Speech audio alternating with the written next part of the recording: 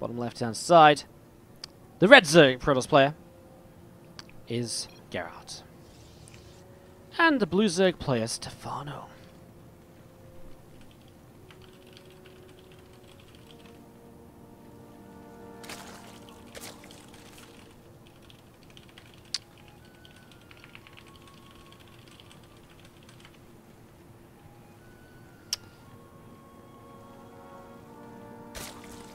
Alright, so our first game of the series, it's a ZvP. Geralt dropped down here after losing narrowly to DNS in the qualifying match. He had a great run in the upper bracket.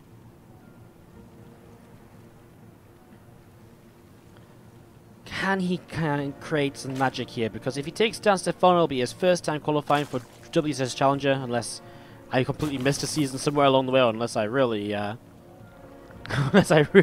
forgot. But yeah, Stephano's obviously been there before. I don't know, it's a tough one. Geralt is good, ZvP is a good matchup for Stephano. Let's see what happens here as the Nexus comes down onto the natural gateway. Finishes up, and obviously the Cyber Core to follow. Gate Nexus Core to get started on Lost and Found allows us to go into this stage of the game where we see pretty much every single game.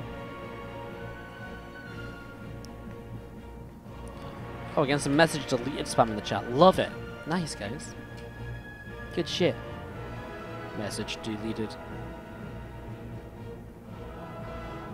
Did I really forget to run ads during the break? I'm so dumb. I'm so silly. Oopsies. I've been pretty crap at running ads today, I'm not gonna lie. That's like the third or fourth time I forgot to actually run the ads today. God damn it.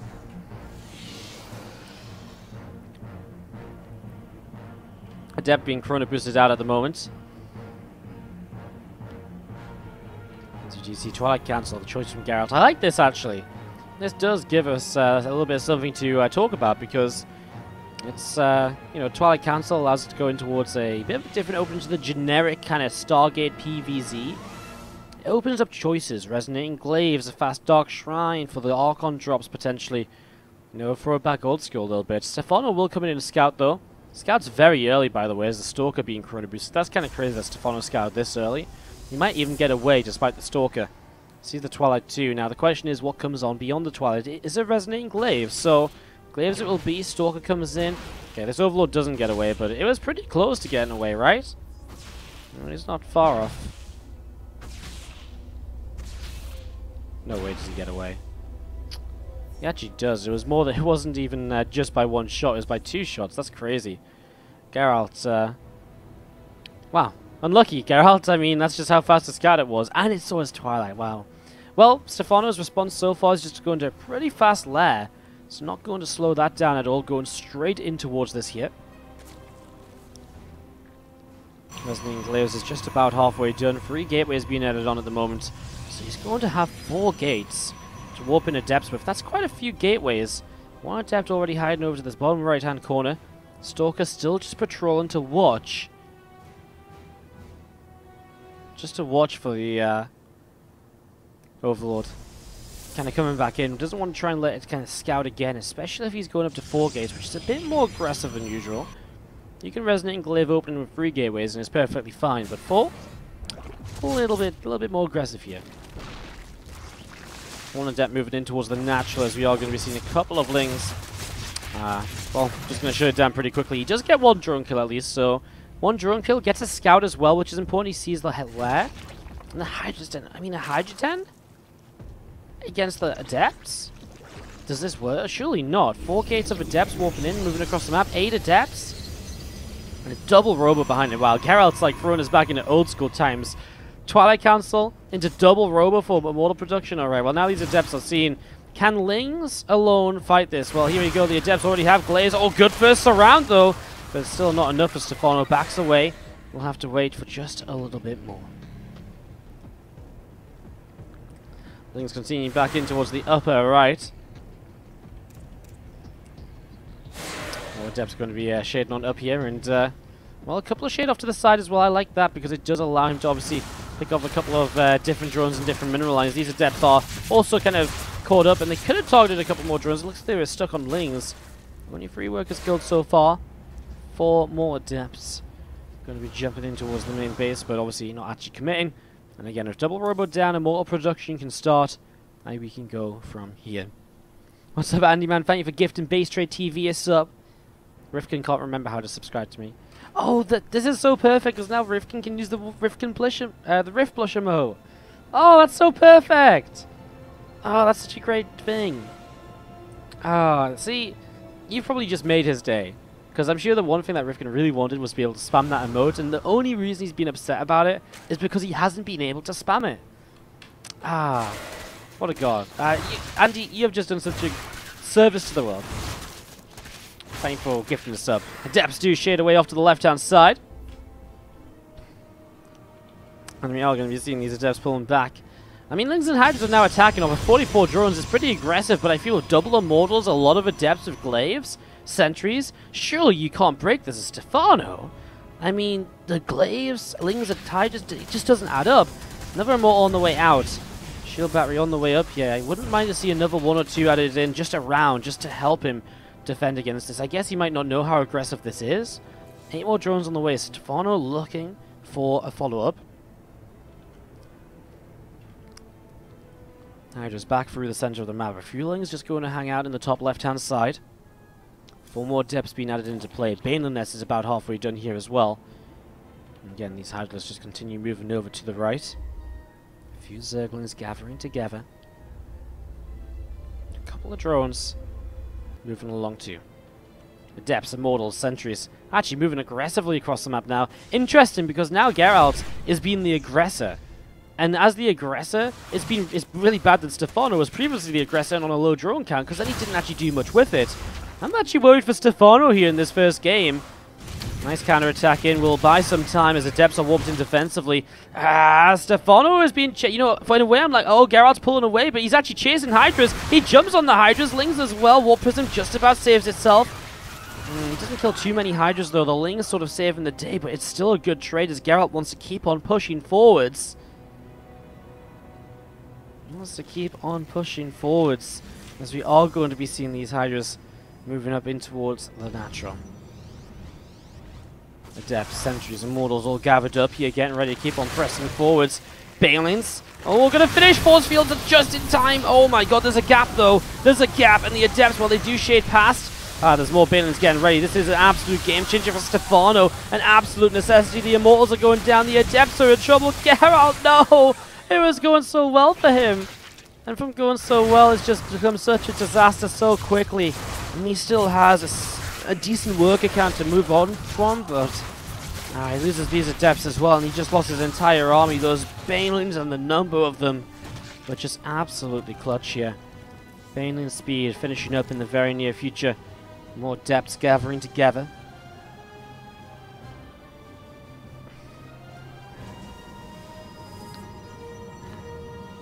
All Sentries will warp in.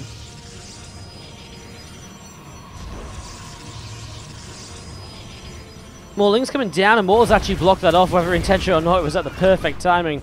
And Stephano is still going to have to be somewhat cautious here. You know, double Immortal production means he will get Immortals out again quickly. There is still a good amount of Adepts, but the Banelings are just so game-changing. Why Immortal against Ling Hydra? Immortal's actually really good against Ling Hydra. Immortals are good against everything because they just don't die very easily. And they're pretty chunky, they're very tanky. Works well for them as Hydra's Banes moving out into the center of the map. A few Banes going to move around to the left-hand side. A few Zerglings just moving back as well. Looks as though Geralt here is moving onto the map once again already. Some defensive units coming up here. Yeah, still has that third base, but only 52 workers, and obviously that's going to drop down now, quickly! Thanks to this. Set of Banelings. Banelings working well there, as we are having this army still just pressing on forwards. Still just seeing what is next. A few Adepts just gathering together. It's just such a tough moment here from Geralt. He's forced to kind of fight. I don't think he really wants to. Tries to shed 2 adepts up top. He does get in a good position, though. Only 1 Baneling connected so far. A few more to the right side. Starting to hit the sentries. Hydras from a distance. Getting the job done. Somehow there's Banes and Hydras behind as well. And Geralt is 360s into his own force field. Stephano takes game 1 after Stephano secure himself a WCS Challenger spot. Feels bad. Geralt was just so close, I feel, in that last game. And then the Banelings. The Banelings were just absolutely deadly. But 1 step away from 250 as well, which is awesome, guys. Great to see us continue to bop back up to that number every now and then this week. Awesome to see. Down a game, top left-hand side from Exceed Esport, our red Protoss player is Geralt.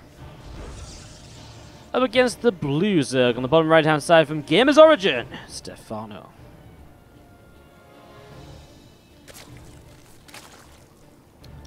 Could be the last game of the day. Let's cast some replays.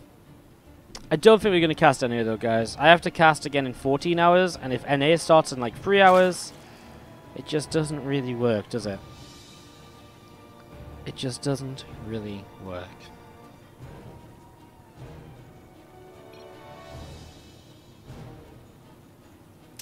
So probably not going to do any tonight. I might do a couple of the replays from the EU qualifier as well if you guys want to hang around and watch a couple of the matches we didn't cast on the stream.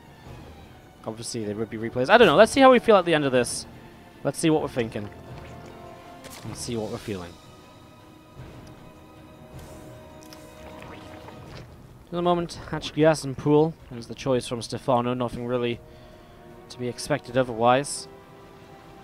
Pool first a few lings and trying to kill this pylon. Sometimes a bit of a cheesy-esque way of opening without really being overcommittal, but other than that, not a lot you can do without the hatch gas pools, so. Wardy's grinning, ship posting commenced? Nah. I was just replying to someone who asked me a question, that's why we're a bit quiet between the games. Update your title. Well, that's what I should have done while I was typing, wasn't it? Here's the last game, maybe. We can probably survive.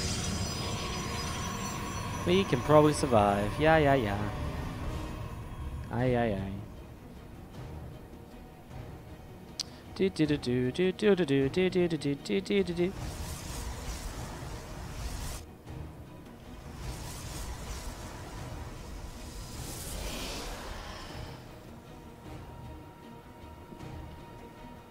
Spam Kappa to fix the Kappa bug.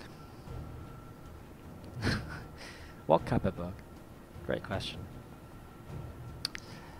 Alright, Twilight Council is on the way down again from Geralt, so similar to last time, again Stephano's moving in early with this Overlord to see what's up, but he's going to miss the tech because it is on the natural. A little bit of a change up here then from Geralt, so it's actually a slight switch up, which is a smart switch up as well, you know? It makes sense. It makes sense as the Stalker works its way through this Overlord and pushes away from the main, so the Overlord is going to get taken down. A couple of lings do get in though, and so for all the scouting he just denied by killing the Overlord and putting his Twilight on the natural, it is now killed. It is now seen. Robo Facility will start up from Geralt though, so this is a different setup. He will probably go for a Dark Shrine. The Robo is just so much faster that Glaives obviously doesn't quite add up here. Is Dark Shrine the plan? Stephano with another Overlord moving forwards. There it is, the Dark Shrine.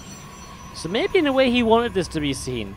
It's almost like the triple mind game. He's like, aha, I'll build on the natural. You won't scout it this time.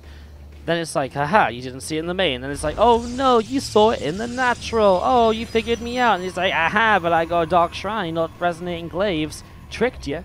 Game pause. Second, please. That's Geralt, as we just have a moment or two before this will resume then.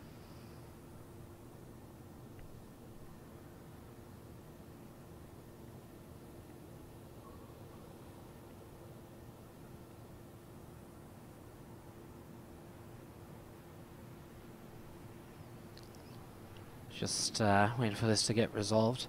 Man, I'm all of a sudden feeling the day. All of a sudden, I'm like, God. I don't know, 7-hour cast isn't too bad. It's like, I kind of feel it's like that little dip, though. It's actually been a pretty crazy 7-hour cast, though, to be fair. Like, we haven't had, like, that big sort of period of time where there's been downtime. We've been going from one game to the other via the second PC. It's It's been a pretty intense 7 hours, in all honesty. We haven't had many breaks at all, as we'll resume this game right now. Wardy 25 stream confirmed.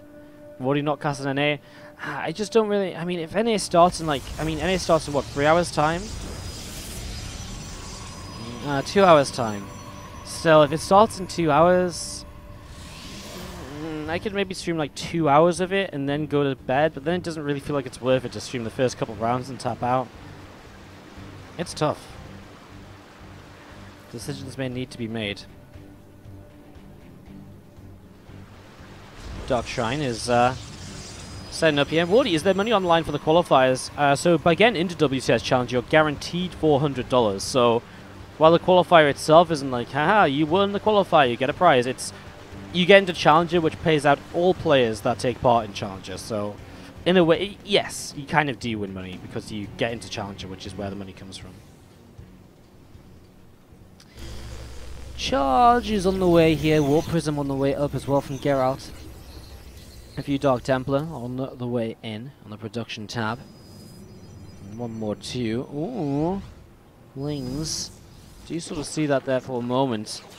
Nah, the DT's not going to do much here. The Spore Crawler is nearby Zerglings. I mean, the DTs are going to be able to survive, so they're going to try and get a Queen or so. Warp hasn't been targeted to try and make sure it can't come back in. Oh man, that makes the Archon drop follow-up a little bit rough. You know, because now the Warpism is so low, it's so easily targeted down beyond this. 2 more gateways. With Charge coming down, obviously it does look like a more aggressive follow-up to just the Archons. Oh my god, 3 more DTs. So it's going to be another Archon drop, another Prism to the right side. Oh my god, these Archons came so far away to morph in, but I guess in the end, worth it. Needed to buy some time anyways. Lings here going to be going through this Adept. It starts to shade backwards. It should go down just before the shade finishes. And now the Cybercore in some trouble as well. A new Cybercore will be replaced. Geralt continuing to set up here.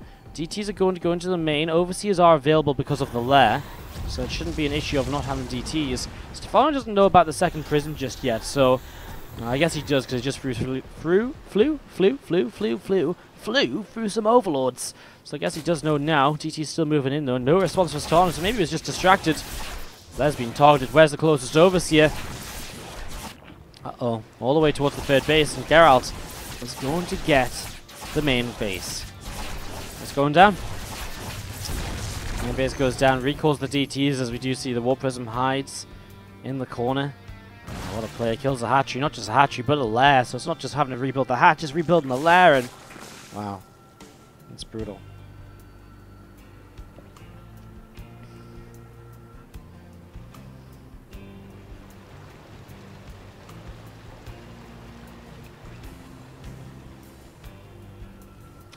Lings and Harry is going to hop into the main. Prism is moving out through the right side.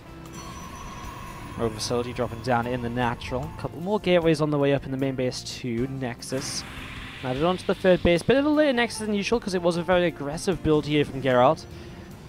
One DT warps in and we'll just get a Zergling before probably having to lift into the Prism and getting out of there. 2 more shield batteries being added on between the 2 bases now. Geralt continuing to get himself set up here. Groove Spine's about halfway done already. Lings, Hydras, gathered up. Few Banelins starting to morph in actually, so already getting a few of those in here, and we are having the charge about to complete in terms of the upgrade. Archon, Zealots, Immortal Stalker. All of this coming towards the front and will in a moment or two want to work its way through these rocks. A big attack from Geralt. Has taking that lair down been enough of a lead for him? I guess we'll find out in a moment or two here. If he can take a fight successfully, then I guess we'll answer all our questions. War Prism is nearby. Another Prism in the main is a frustration still, remember, because you still have to kind of have units there to deal with that. We have just got the Dark Templar swiping away at the hatchery here, so a little bit of damage. Lings and Hydra is going to get the DT kill. Just maybe seeing the Banes coming forward. So, this fight's not looking good at all right now. Not for Geralt, I don't think. The Banes connected pretty well. Although that said, there is a lot of Archons and Immortals left, and now the Warpin starts to come on through. So we're going to be seeing 1 Archon killed off already. Now they continue to drop. Archon, second prison coming in for the micro potential. Stephano's not held this yet. This base will go down. So he's reset to 3 bases again. I feel like this hatchery is misplaced because of the creep achievement. It feels 1 square too far off. Am I just going crazy? I don't know. It's crazy how hard it is to tell that sometimes. Wow, in the end, everything goes down apart from 2 Immortals. Just going to be seeing the Immortal and a couple more Zealots gathering up from Geralt here. Another Immortal coming out of the robot facility. Another one already on the way through as well. +2 melee from Stephano, who again, he survived, and I think that had to be his main goal after losing the main base, just to survive the next wave and to see where this game goes. It's tough though. He does set up a counterattack now with these lings, which I like. I feel like if he's going to get back in this game, he is going to need something here.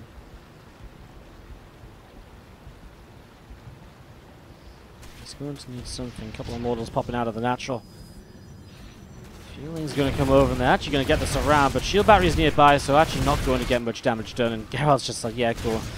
Not worried about this at all. That second Immortal's actually not in range of the shield battery, and now the shield battery is gone. Oh, the second one will come into play, but he still loses 1 Immortal. So it's not actually that great. And that Immortal's actually moving, so it's just going to die here. Oh, 2 Immortals do go down. Geralt, it's just little mistakes.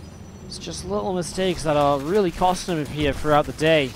Well, throughout this series, I guess. Throughout the day, he's obviously been pretty successful. A couple of probes going down already. The warp system set up with Zealots here to the left-hand side. 3 more DTs warping in. Bane's Hydra's Bane's going to start pushing forwards. Zealots going down. Archon going to get picked off here right away as well. It's an Archon dropping. Immortals being picked away too. I mean, there's just way too much Hydras. There's no kind of storm, there's no splash damage, it's just Archons and Immortals, and Stephano's realized it, and because of that he's just made so many Hydras, and Geralt has come so close to qualifying the WCS Challenger.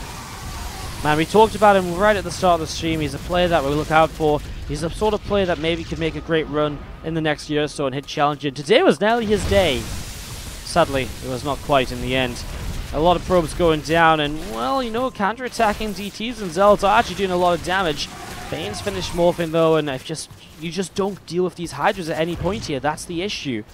Unless you somehow kill all the Overseers and the Lair, and, well, I mean, then we're talking about, like, real crazy situations, aren't we? I mean, I don't know how you would manage to do that, but, I mean, it's a possibility. It's just a very, like, 1% possibility that Stephano messes up that badly. Archons go down already. I mean, more Zealots warping in, and, well, again, he's entering the front door. There's a couple of DTs over here which are slowly going down. There's just 1 left or so. Geralt is probably not going to believe that he came so close, and yet in the end was so far. Especially after game number 1 was going so well for him until he messed it up. His APM is dropping. He's probably coming to terms with it now. GG well played, congrats. Managed as always, as he even throws up a good-looking challenger for Stephano, who qualifies once again this year.